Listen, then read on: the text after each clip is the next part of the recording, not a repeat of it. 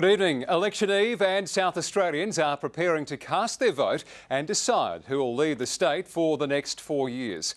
9 News followed Premier Jay Weatherill and the opposition leader on their final day of campaigning, with Stephen Marshall starting his with an embarrassing gaffe. Signs it's been a long and gruelling campaign.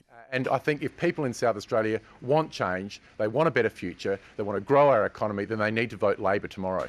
Yes, you heard right. Grow our economy, then they need to vote Labor tomorrow. After correcting his slip of the tongue, No, we need to be voting Liberal tomorrow if we want to grow the economy.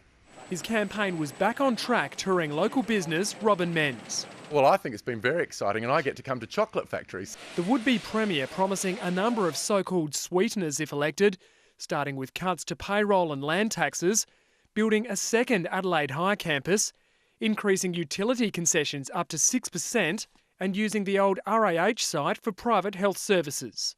Today's also the last chance to blitz key marginal seats. Here in Colton, the Liberals only need a 3.6% swing to win.